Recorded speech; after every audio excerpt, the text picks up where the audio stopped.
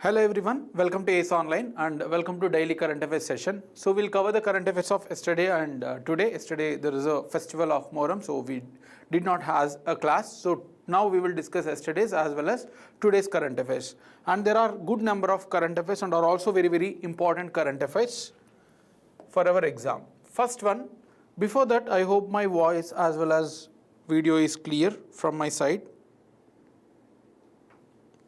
Okay. So these are all the articles that we are going to cover today. First one, hydrogen fuel cells. So this is part of our science and technology. We will see a lot of questions as well from this today's current affairs from this civil service 2024 exam itself, including the fuel cells, right? So hydrogen fuel cells from science and technology, then Indian leopards from environment. Then Women Representation Act 2023, a very important article, and there was a question on this year's civil services prelims as well, right? And we have a number of other exams questions as well from this particular one recent times. Then PM Shri, schools, so this is part of schemes and policies, or you can take social issues as well, because this schools education is part of social issues as well, right? Then money bill, again polity. There was again a question on this money bill this year prelims. Let's see. Then Niti Aayog, there was a little bit changes in Niti Aayog, so that also we will see. This is also part of polity and governance as well. Then Asmita project, so this is again part of schemes and policies. Schemes and policies. Then we have G7 group recent meeting, that is from international relations. Then we have some good number of factual pointers as well as some practice questions, right? So these are all the articles that we are going to cover today. A very good evening, Malini and Sudhakar, welcome to the session. So let's start with the first article, that is hydrogen fuel cells, right? The context is why we have taken this article is this.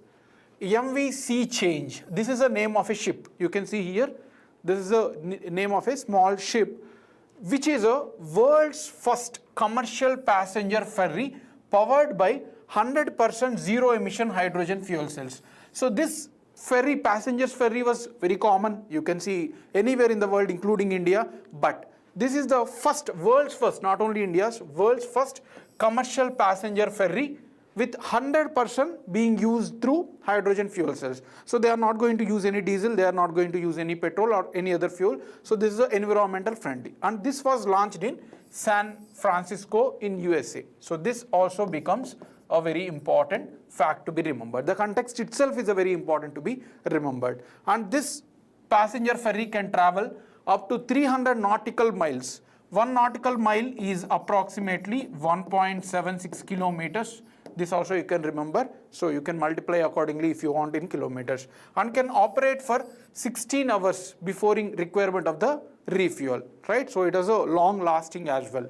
So this is the context. The context itself is a very important one to be remembered, right? Now let's know what actually is a hydrogen fuel cells. This year there was a question.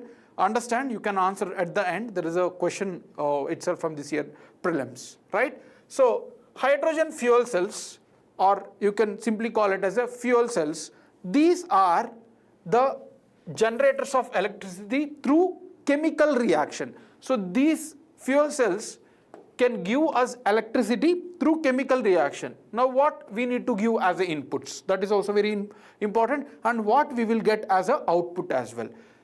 Now we are using the anode and cathode, that cell require both positive as well as negative, right? So here hydrogen as well as oxygen are being used as the inputs, right? Hydrogen is input for anode, and then oxygen is input for cathode, and then there is a what you call membrane, electric membrane, which can conduct the electric chemical reactions. And then after, like, you can see hydrogen plus oxygen, right, leads to electricity plus water, right? Electricity also it generates, right? So after giving inputs as hydrogen as well as oxygen, we are receiving water plus electricity is generated. That electricity is captured and then being used in the engines, right? So this is the mechanism of the fuel cells, a very, very important one to be remembered. What are all the inputs you need to remember? What is the output as well? What are all the outputs are also need to be remembered. Now, why we are shifting to this? We have a number of lead batteries as well, right? We have lithium ion batteries as well. But why we are shifting towards the hydrogen fuel cell? Because they have zero emissions. That means there is no carbon dioxide as such emitting from it, or any other harmful gas are not being an output of this fuel cells. That's the why it is emitting only the water. It is emitting only water without any carbon dioxide emissions. That's why we are shifting towards the hydrogen fuel cells, right? There are no air pollutants. Now the world is moving towards a pollution-free environment. You all know the climate change has become a major issue. It become major issue than other elements like economic growth, employment and all. So this has become a global issue. That's why what like simple things, even the minute things like cells are being changed to address the climate change, right? So this is one such measure. They can operate at high efficiencies as well. That means they can drive for more kilometers with a less amount of electricity. So that is also one of the advantages. Even in the mains exams also, like those people who are writing state PSC group 1 and all, you need to know about the advantages, disadvantages as well of the fuel cells. That can also be asked in the exam, right? So you need to understand what is the mechanism, and then what are the advantages and what is the challenges with it. You can also take some challenges. It is a little bit high costlier compared to the other things, and also required expertise. That means the people has to have this skills, how it need to work and all. So these are some few of the challenges, right? So very important article from Science and Technology. The context it also becomes important. I hope this is clear. Very good evening, Jashwant. Let's move to the second article. That is Indian leopards. Indian leopards.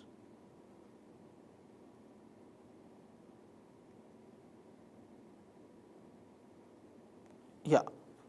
So the context is Indian leopards suspected to have a decreased by 24.5% over last 3 generations. IUCN has said this was taken from Down to Earth, a very important source for environment. Down to Earth.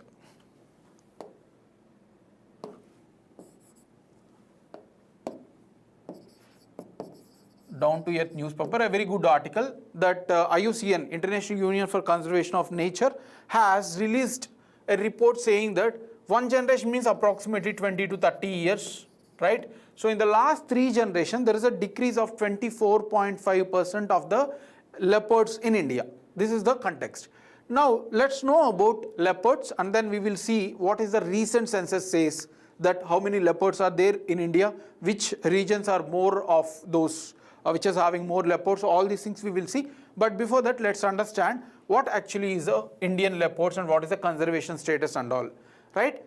These leopards are found in all forest types. That means there is no restriction. Certain types of species have a restriction that they may reside in evergreen forests or deciduous forests or arid regions, but these leopards can live anywhere, right? Any type of forest. That is one of the unique features.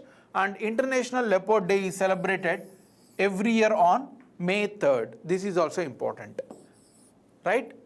For those who are writing like a lower level of exam, they ask the days also, right? Now, what is the conservation status? It was actually it was having a vulnerable status in IUCN, but recently, in the just last 1 year, they have changed it to near threatened. So you might be aware about the IUCN, we have discussed many times, right? Starting from data deficit to least concern, near threatened, vulnerable, endangered, critically endangered, extinct in wild, completely extinct, right? So we have discussed these things many times. So this is being conserved with the status of near threatened, right? And in CITES convention we have discussed day before yesterday itself. There are 3 appendices. Appendix 1 is the highest conservation status, right? We have discussed this day before yesterday itself, this article. So it is protected under Appendix 1, and in Wildlife Protection Act also, that is the act which India is regulating the conservation through conservation of animals, right? So it is protected under Schedule 1 as well. Fine, this is the status of, or protection status of Indian leopard. Now, there was a census released by Indian government recently only, right? Ministry of Environment. This numbers is also very, very important for us. You have to remember. India's leopard population was estimated to be around 13,874. Of course, this is not an accurate number. It is an approximate number. Government is estimated to be around 12,616 to 15,132, right?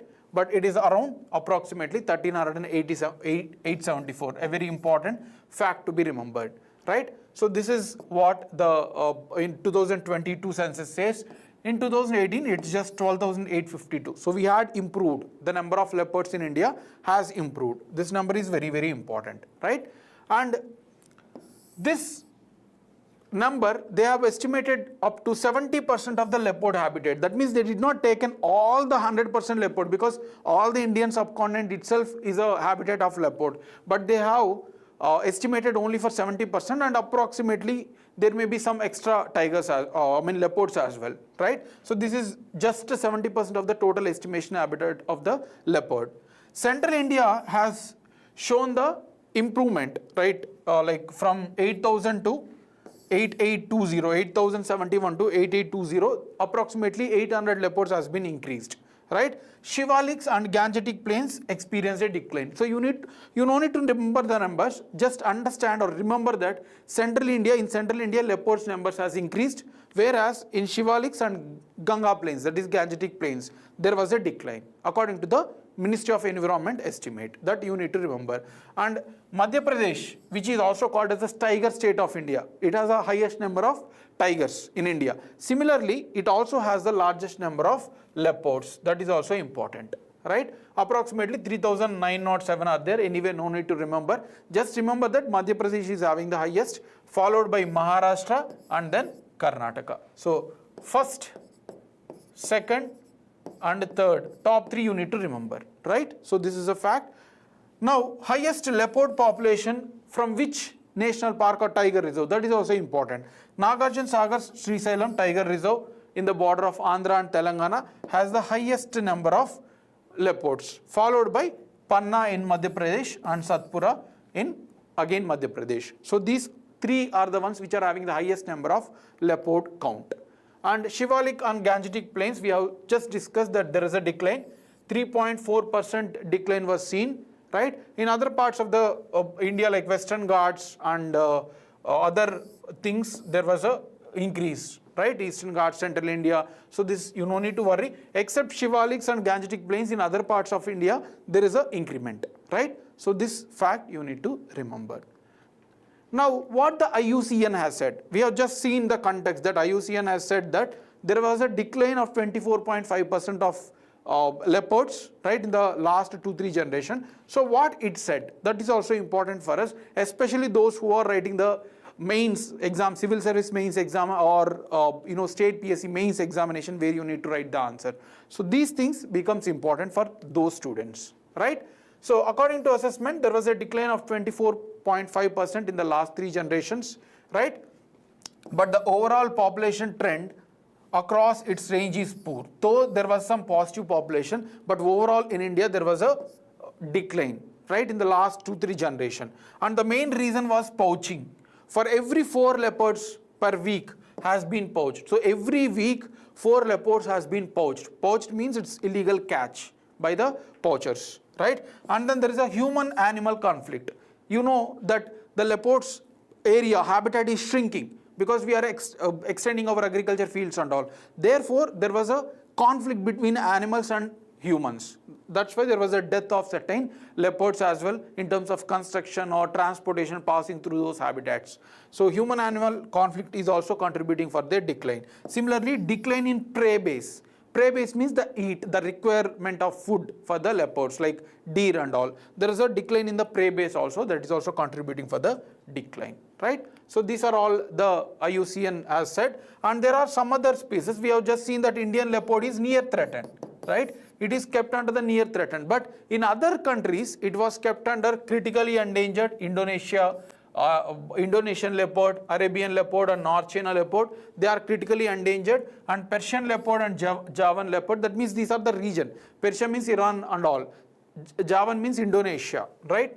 It is endangered. Vulnerable is of African leopard, Sri Lankan leopard, they are kept under the vulnerable status. So this is the protection status. A very important article, you need to know about what IUCN has said and what is the conservation status in India of Indian leopard, right? And then the status of estimation of its number given by the Ministry of Environment is also important for us. So this is about the leopards. I hope that was clear.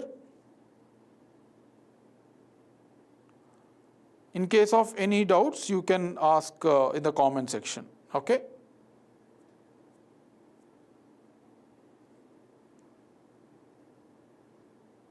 Fine. Let's move to the next article, that is Women Reservation Act 2023, a very, very important article in the coming examination. The context is, there was an article in the Hindu. In the Hindu, they have discussed at the center page about the reservation for women in the parliament.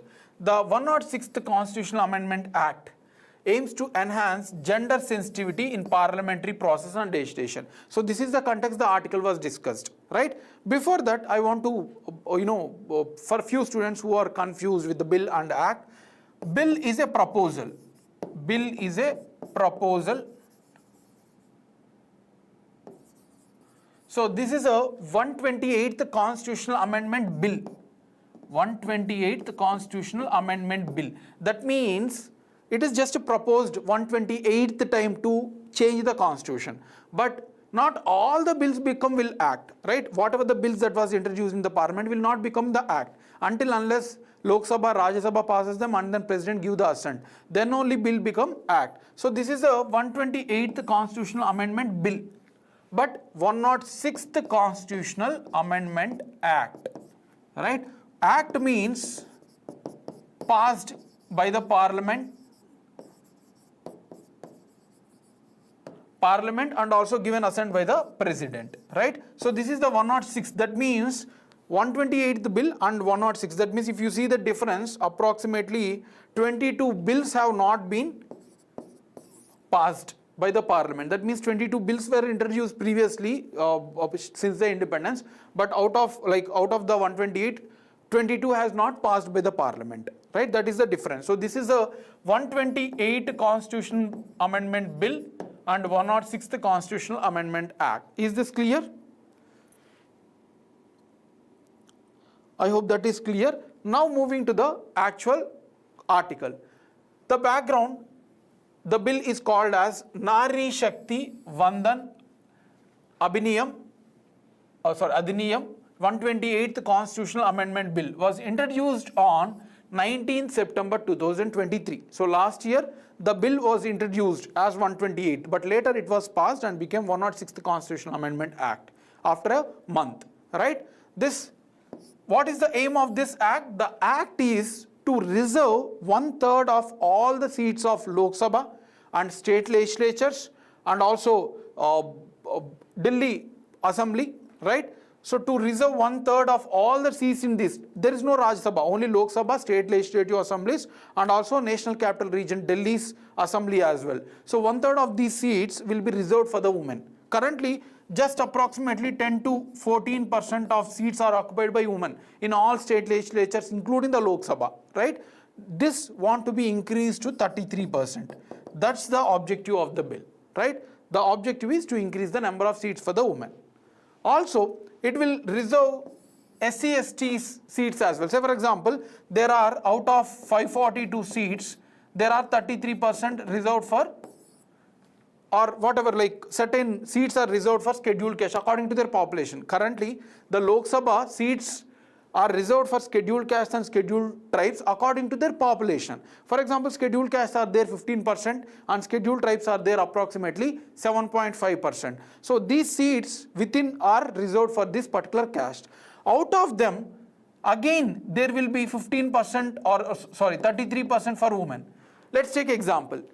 Out of 542, there are, say, 100 seats are reserved for scheduled castes. Right, out of the total 542, and out of this 100% seats which were given for scheduled caste, 33%, that means 33 out of this 100, 33 will be for women. and rest of the seats are open to anyone. It can be women or it can be men, right? I hope this is clear.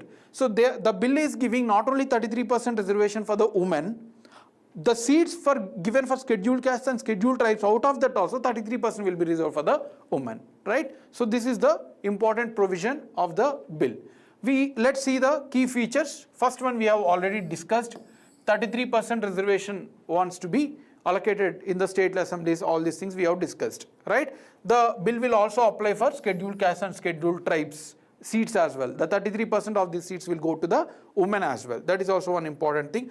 Also, the bill or the act aims to implement Article 330A and 332A. So they are going to introduce the new articles. A very, very important fact to be remembered in the exam. Article 330A and 332A will be introduced separately, right, in the Constitution itself to implement all these provisions. These provisions will be clearly mentioned in the Constitution through these articles, Article 330A and 332A. A very important fact to be remembered, right? And this will be effective from the next coming census after bill being published. So once the bill is published in the Gazette, see, if the bill want to be implemented, Lok Sabha has to be passed, Rajya Sabha has to be passed, President has to give assent, and also in Gazette they need to publish. So once this bill is published in the Gazette, and then whatever the next census come, we are awaited with the 2021 census. So whatever the census comes after the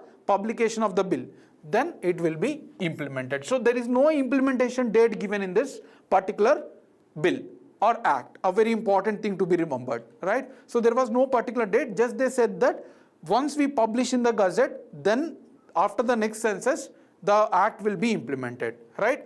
And this reservation will be implemented for 15 years from the starting of the publication in the Gazette. So only up to 15 years it will be implemented, but that is not a restriction. It can be continued with the Parliament extension. That is also important, right? 15 years and also extended by the Parliament if it is required, right? Seats are reserved for women will be rotated after each delimitation. That means delimitation means allocating seats, like based on the population, how many seats for each state, and then the total seats of the Lok Sabha. Delimitation means it's a distribution or allocation of seats based on the population, right? Seats will be rotated. For example, one Lok Sabha, got the women reservation for this particular election. Next, in the next election, it will be rotated to certain other Lok Sabha. It will be rotated for all the 542 according to the need and requirement, right? It is not be fixed for any seats. That is also important provision. I hope this is clear. So you need to know about the bill and the act numbers. You need to know about the background. Like many times this bill was passed, but it did not become an act. But now the bill was passed by both Lok Sabha and Rajya Sabha, and President also given the assent. Just need that they need to publish in the Gazette. That is required, right? And key features, you need to remember about what are all the features going to be implemented through this act. Right? I hope that is clear. Let's move to the next article. PM Shri Schools. PM Shri Schools. The context is that center has stopped funding for the umbrella program, Samagra Shiksha scheme. So there is a scheme, Samagra Shiksha scheme was already there, implemented by Ministry of Education. So this scheme was being implemented by different states according to the Right to Education Act 2009. So there was already an act passed by the Parliament, Right to Education, in 2009. So according to this act, all the states like Andhra Pradesh, Telangana, West Bengal, Tamil Nadu, all the states were being implemented these schemes, right, to implement the Right to Education 2009. To implement this act, government has sponsored the Samagra Shiksha scheme with 60% of funding given by the center, right? All the state governments were implementing it. But now the government, central government has bought PM Shri scheme to implement National Education Policy 2020. During COVID times, you might be aware that we had a National Education Policy 2020. So government now changed the scheme to PM Shri scheme. From Samagra Shiksha scheme to PM Shri scheme, the government has shifted, right? Now the state governments, some state governments like West Bengal or even the Delhi, which is Union Territory, they are not implementing the PM Shri scheme. So central government has stopped funding those governments. So 60% funds which were given by the center, it was stopped because they are not implementing PM Shri scheme. They are sticking to Samagra Shiksha scheme itself, the older one, right? So that's become the criticism, and the government has stopped the funding. So that's why the article talks about this.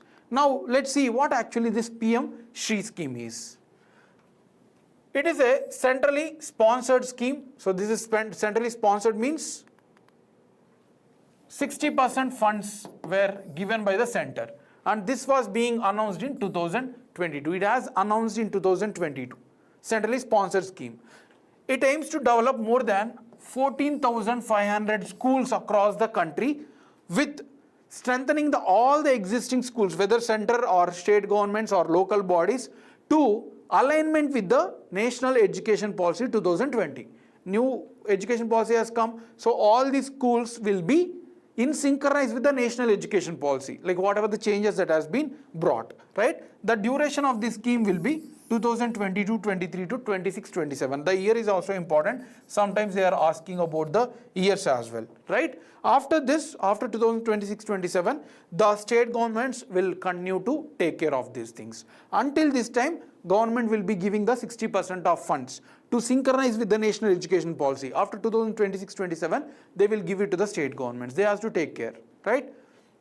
Now, what is the features? As I said, all the components of National Education Policy has to be implemented in the schools. And what is these components and all? You can go through the National Education Policy. It's a big document which consists of new technology, new curriculum, right? All those index they have to include in these schools. They have to follow these rules and regulations given by National Education Policy, right? So these schools will be developed as a green schools. It means they are environmental friendly as well.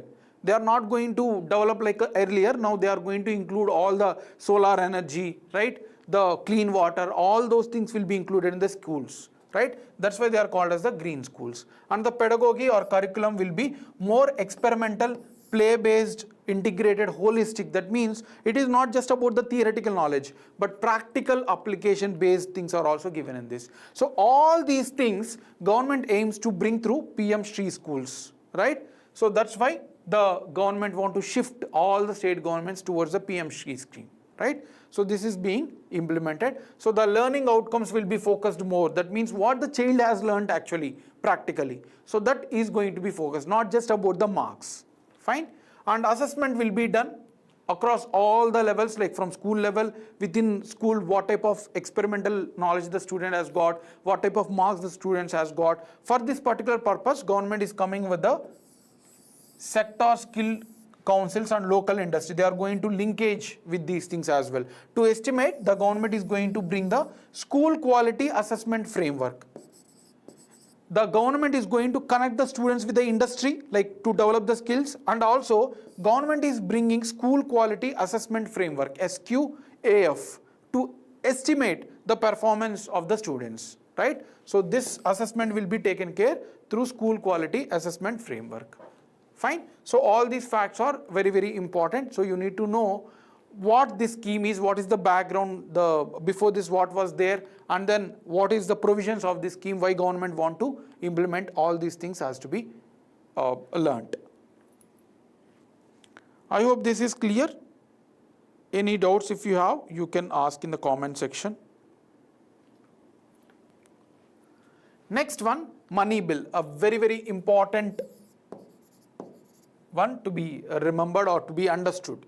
The context is Supreme Court has agreed to take call on hearing petitions alleging the money bill. So let me explain in a very simple manner. There are number of bills passed by the parliament, right? For example, there is a ordinary bills,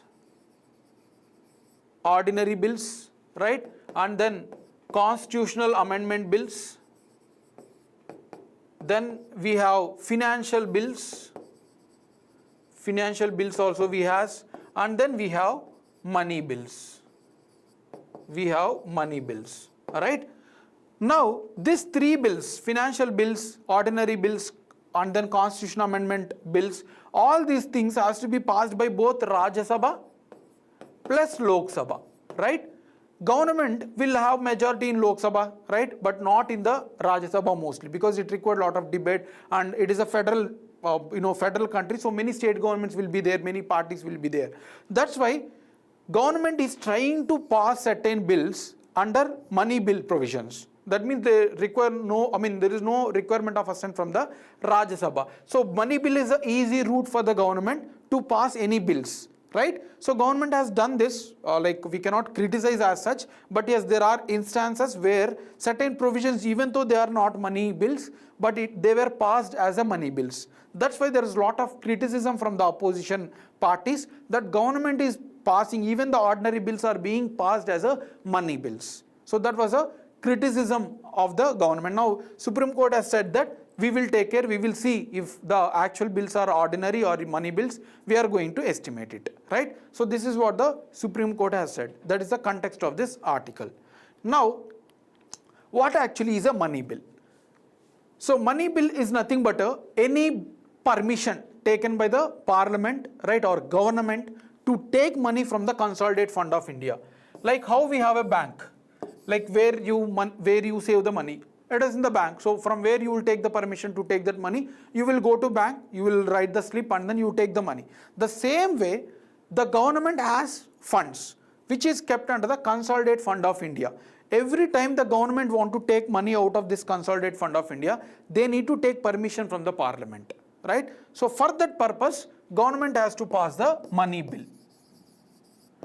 Like how you are filling the slip in the bank, the same slip is synchronized or similar to the money bill for the government. They need to pass the bill, take permission, how much money want to be taken for what purpose, everything they have to mention in the money bill, and then they pass in the parliament, like opposition will also check, and then they will pass the bill to take the money out of consolidated fund of India. So this is called as the money bill. In general, they are related to the financial matters like taxation, public expenditure, debt, everything is related to money. But certain bills were also included, certain provisions were also included in money bills, and government is trying to pass, right, to subvert the Rajya Sabha. That has become the issue, right? I hope this is clear, the money bill. Now, what constitutes the money bill? That is a very important one. Article 110 of Indian Constitution has clearly mentioned what are all included in the money bill. A very important one, many times asked in the exam, what are all the provisions mentioned in the Article 110 are considered as a money bill. First one, imposition, abolition, remission, alteration, regulation of any tax, like any income tax or corporate tax, GST, everything, all those things are considered as a money bill. First one. And regulation of borrowing of money by the government, right? Any money government want to borrow, right, from others. Like for example, the government of India will not have money come continuously. They can bring from World Bank, IMF, or even the markets also by passing the G bills, right, government security bills. So if the government want to take debt from any of the outsiders, that also need to be passed as a money bill, right? First one. Second one, remember, then custody of consolidated fund of India or contingency fund of India. So any amount of money that is being stored in consolidated fund of India, and there is one more provision, one more fund, contingency fund of India, which is kept under the president. So if you want to take money from consolidated fund of India or contingency fund of India, that also will be considered as a money bill. So three provisions. Next one, appropriation of money out of consolidated fund of India. Appropriation means allocation, like 100 crores will be allocated to some Ministry of Education, then some Ministry of Finance, then Ministry of Environment. So appropriation means allocation, distribution of money to different departments. That is also being considered as a money bill, a very important one. Fourth one, right? Declaring of any expenditure to be expenditure charged on consolidated fund of India. See, there is a one article within Article 110 itself, charged on that means charged expenditure. Charged expenditure or those expenditure which Government of India no need to take permission from the parliament. For example, Supreme Court judge's salary, right, or Election Commission of India salary, or Speaker of Lok Sabha salary, those all can be paid without taking any permission from the parliament. So those are called as the charged expenditure. That is also being part of the money bill, right? And then whatever the money received by the government, right, from like pensions, all those things from the public, that is also being considered as a money bill. And any matter related to that, any matter related to above the 6 provisions that we have discussed can be considered as a money bill, right? Only these or any of this or all of this together can be considered as a money bill.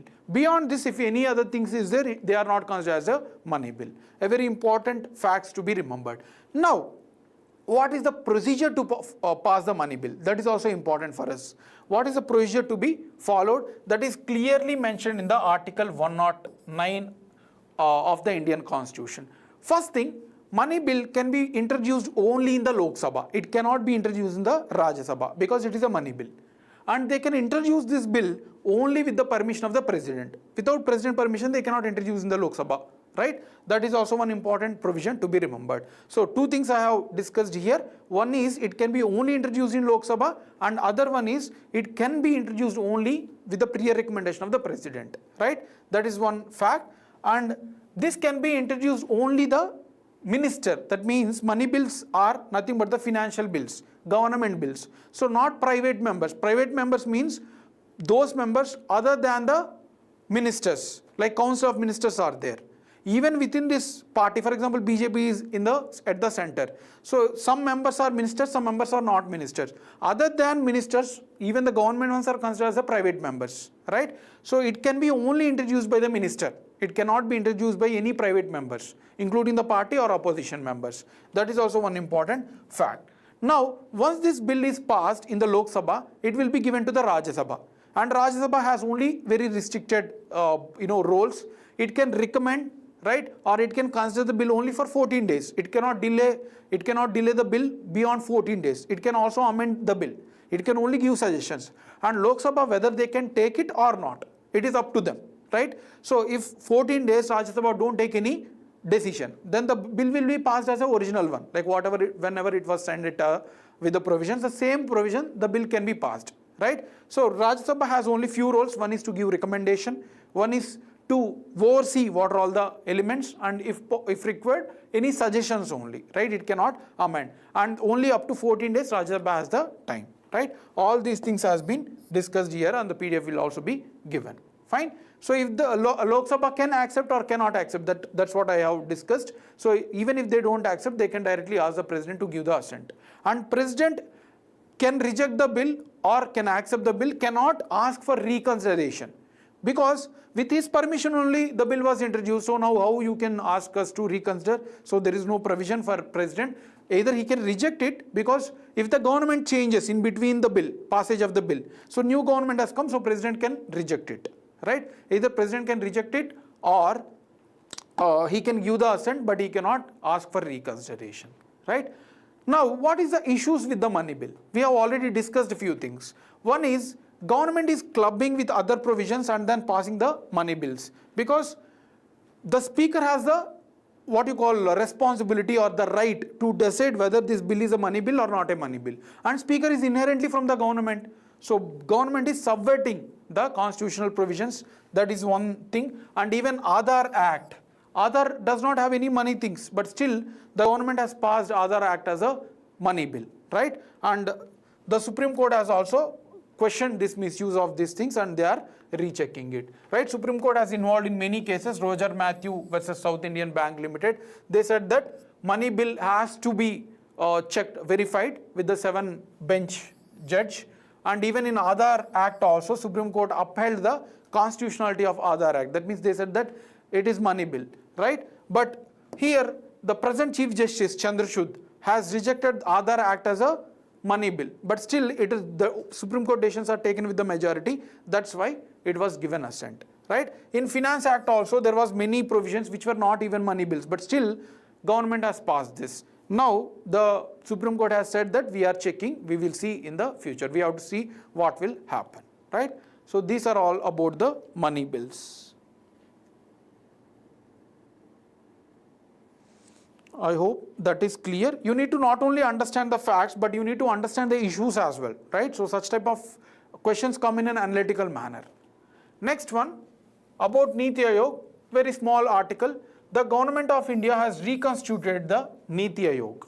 If you have any doubts in the money bill or any of the article, please do please respond also so that I understand that you are following it, right?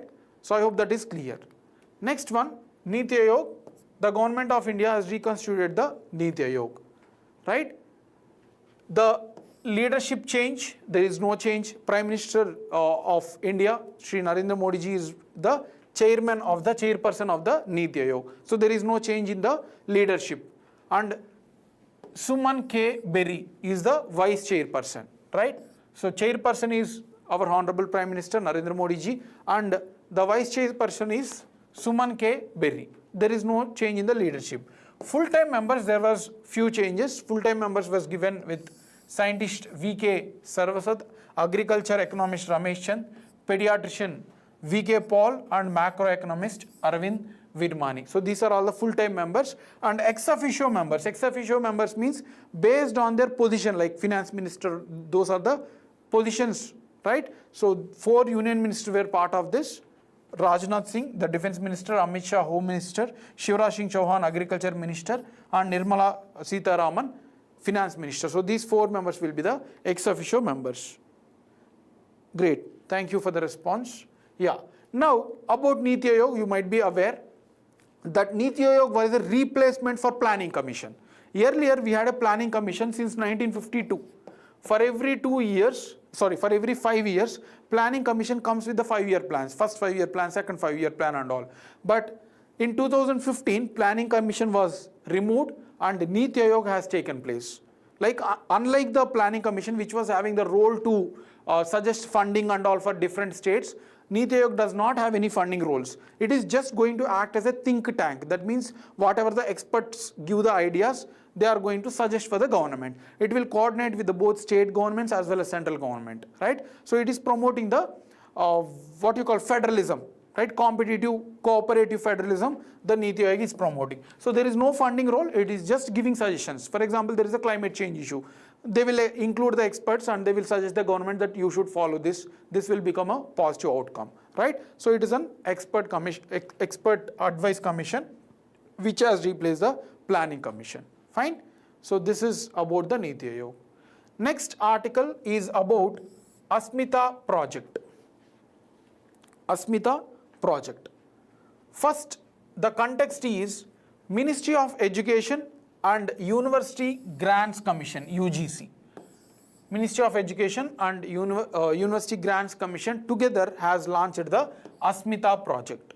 Now, what is this Asmita project? The full form is here augmenting study materials in Indian languages through translation and academic writing. Before this, let's understand the current scenario. Not only in any states or even in India and beyond also, almost all the materials that we study are in English. Especially in India, if you take, almost all 90% of the books are in English, right? Only the local issues were published in the Telugu books. Or you can say if it is Andhra Pradesh, it is Telugu, Andhra and Telangana. If it is other languages like in the northern part, it is Hindi, right? Only very few local languages are published in terms of the books, right? So if you take medicine, engineering, all the books are available only in English only. So there is no local languages. But the government want to encourage the mother tongue. All the books wants to be published in the mother tongue or the local languages like Hindi, Telugu, Kannada, Malayalam. So government want to encourage the educational resources be available in all the Indian languages, because our mother language gives us, mother tongue gives us more ability to understand what actually the content says, right? So because of that, the government want to encourage approximately 22,000 books want to be published in the Indian languages in the coming next 5 years, a very, very important one. And this is being collaborated between UGC, University Grants Commission, and Bharatiya Bhasha Samiti, a high-powered committee under Ministry of Education, right? So these two are going to coordinate each other, and approximately 22,000 books will be available in the Indian languages, right? So that is the objective of this scheme. So we have discussed about the integrated Indian languages that will promote the inclusiveness, more learning experience among the students, because we are accustomed to our language. So English has become an international language that nobody can reject, but to make practically understand what the content says, the mother tongue or the local language also gives a lot of scope, right? So that is the thing. 13 nodal universities are being coordinated along with the UGC, right? So that is about the Asmita project. Moving to the next article, that is the last article for today, G7 group. G7 group. The context is, this is taken from Press Information Bureau, PIB. Union Minister for Commerce and Industry, Shri Piyush Goyal, has attended the G7 Trade Ministers meeting at Villa San Giovanni in Italy. So you can see the image as well. So this G7 summit is going on in the Italy, and that is the context here, right? So actual G7 summit has completed, but trade union and then education ministers, there's a lot of other meetings as well. G7 has originated in 1973, right? In 1973, you all know that there is a Middle East wars between Iraq, Iran and many other countries, where there was a supply shocks. The oil, especially the oil, got supply shock. That means there is no proper trade in oil. In the background, the proper countries like they have met in Paris, France, right, in 1973 to address the crisis, whatever the situation, the oil shocks and all has happened in 1973, and decided to meet in 1975. So there was an oil shock because of the Middle East wars in 1973, and all the countries, they have met finally in 1975, and then they have established the G7 group. Earlier, it was called as a G6 with USA, UK, France, Germany, Japan and Italy. So 6 countries has met together. What is the objective? The objective is to discuss the issues going on related to the supply shocks through the oil, right? And these 6 countries were one of the largest industrialized countries. Later, Canada has joined in 1976. Together was named as a G7, right? So this is the background of G7 group. Earlier it was a G6, and why, in which year it was met for the first time? 1975, because the supply shocks made by the Middle East war in 1973. So this is the background. Now, what is the power of G7? This is not any treaty-based organization. Like we have many other treaty-based organizations like United Nations, G20 group and all. But this does not have any permanent secretariat. There is no headquarters at all. It is just that whichever the country is hosting that particular year G7, they will set the agenda, that this is the agenda we will discuss and we will resolve, right? So there is no permanent secretariat, there is no permanent agenda as well, right? But these are the largest industrialized countries. That's why whatever the policies that they follow will be influencing the world as well. So that's why it become a significance, right? Whatever the decisions they take, it will affect the global countries. It cannot pass any law. There is no law which can be passed by G7 and all the countries has to be. There is no such thing. It is just a recommendatory nature, normal discussions, but have influence on the other countries. That's why it is a significant one. So this year G7 summit has happened between June 13 to 15, and it has happened in Exia, Apulia in Italy, right? Host is, of course, Prime Minister Meloni of Italy, and Canada, France, Germany, Italy, Japan, UK, US, European Union was the participants. That means they are the G7 group. Even Russia was there. It was G8 earlier called, but Russia annexed certain part of Ukraine, that is Crimea, and Russia was removed after that, right? So India was a guest of this year G7 summit. Saudi Arabia, Jordan. You don't need to remember, many other countries are the host or guest countries, but only you can remember the G7, right? Key topics were Ukraine, conflict, Middle East issues, climate change, artificial intelligence were the key discussions. So these are the articles for today's session. Now let's move to the practice question.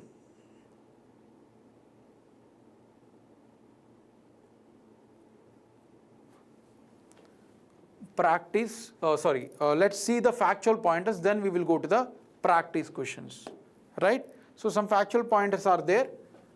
All India Institute of Ayurveda has recently conducted national seminar on Susrutam Sahalya Sangosti. So Susruta was our ancient saint who has promoted the surgery or even medicine, Ayurvedic medicine. So he is called as a father of Indian medicine and surgery. A very, very important fact to be remembered. He is from Kasi, Varanasi. and he is one of the trios. We call it as a trilogy. There are three ancient saints who has contributed for our Indian Ayurvedic medicine.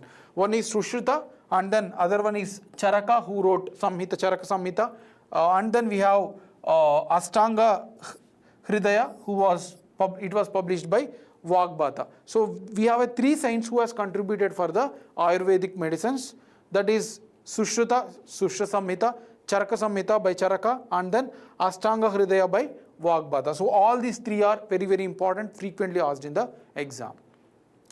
Next one, 2024 marks the 100th year of electroencephalography.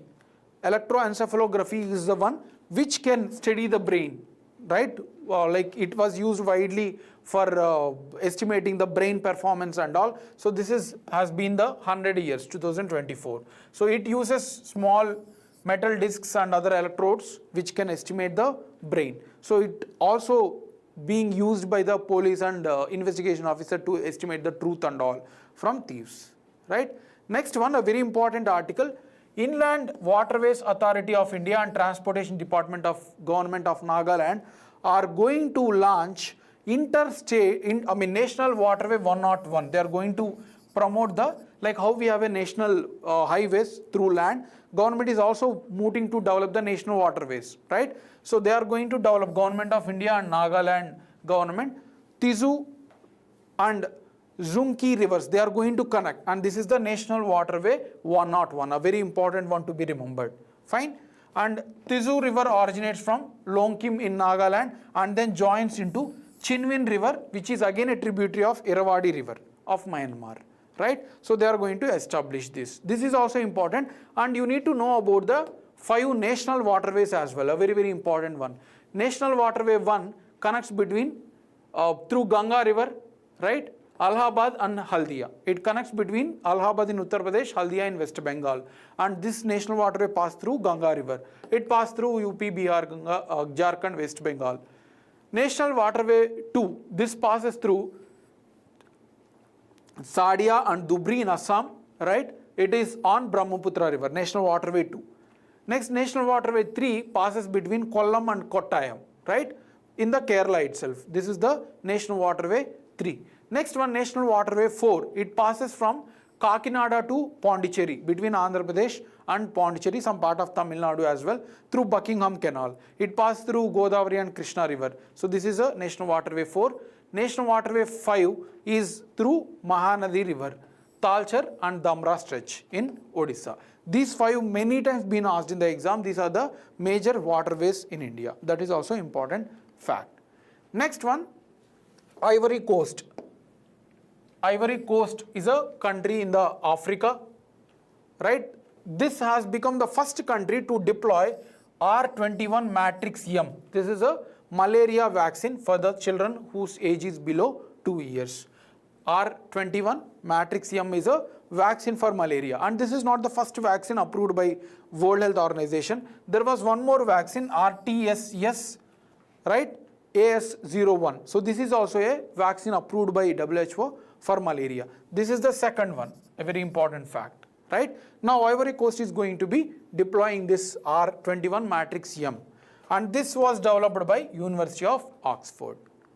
Next one, Asia's first health research related preclinical network facility has been inaugurated in Faridabad, Haryana, under Coalition for Epidemic Preparedness Innovation, CPEI. So CEPI is an organization, an NGO launched in 2017 by various organizations like Norway, India together, like along with the Bill and Melinda Gates Foundation, World Economic Forum, and many other organizations are there. So this Coalition for Epidemic Preparedness and Innovation was launched by various organizations, including India. This is important, including India. And what is the aim? Aim is to encourage the spread of vaccines for infection diseases, various infection diseases. The aim is to spread the vaccines to everyone. And the headquarters is in Oslo, Norway. This is a fact. Objective, you need to remember where it is located and about the India and when it was launched, 2017. Now, Asia's first health research related preclinical network facility was launched in Faridabad, a very important fact, right, in the coming exams. Next one, about Operation Nanhe Fariste. This was a mission launched by Ministry of Railways, and for what? To rescue the children. So just a simple fact, Nanhe Fariste is a mission of Indian Railway, that is Railway Protection Force, RPF, to rescue the missing children. So this is the facts for today's session. Now let's see some practice questions.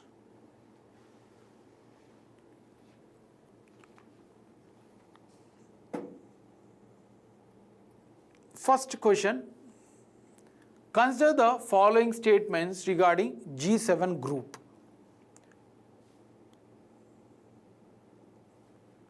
The G7 group is an intergovernmental organization consisting of the world's 7 largest advanced economies. So this is the first statement.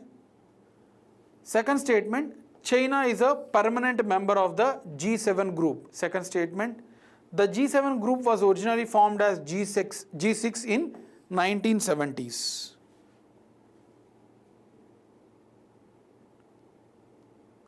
So what are all the statements are correct, they are asking? Yes, which are correct. First one, G7 group is an intergovernmental organization consisting of world's 7 largest economies. Yes, this is a correct statement. So one should be there. Second one, China is a permanent member of G7 group. This is a wrong. China is not at all a member of G7. So second can be eliminated. Third, the G7 group was originally formed as G6 in 1970s. Yes, this is correct. So answer is 1 and 3. B is the answer. We have a number of questions that was given in UPSC Civil Services 2024 this year, last month itself. There was many questions. Correct, Swarupa, whatever the answer you have given. So there were many questions which was taken from 2024 Civil Service. 3 questions I have taken this year because these articles that we have discussed has the content of UPSC Civil Services, right? So this was again UPSC 2024 Civil Services question. Let's see who will answer. We have discussed this.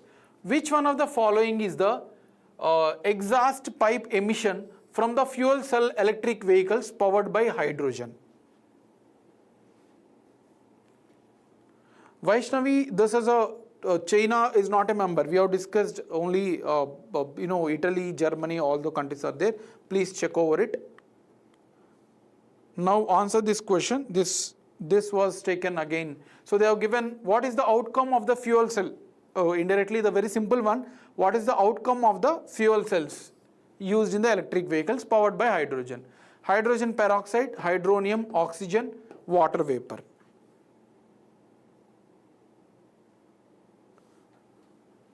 Yes, someone have answered, Swarupa. It is water vapor. We have seen hydrogen, right, plus oxygen gives rise to H2O plus electricity in the fuel cell, right? Anode we will give hydrogen, cathode we will give oxygen through electrolysis. Water vapor is the outcome. Very good. So this is given in this year. Very simple question. Again, one more question was given. This is also taken from Civil Service 2024 itself because that was given from whatever discussion we had. Nari Shakti Vandan Adhiniyam. So they are asking about the statements related to it. First statement, provisions will come into effect from 18th Lok Sabha.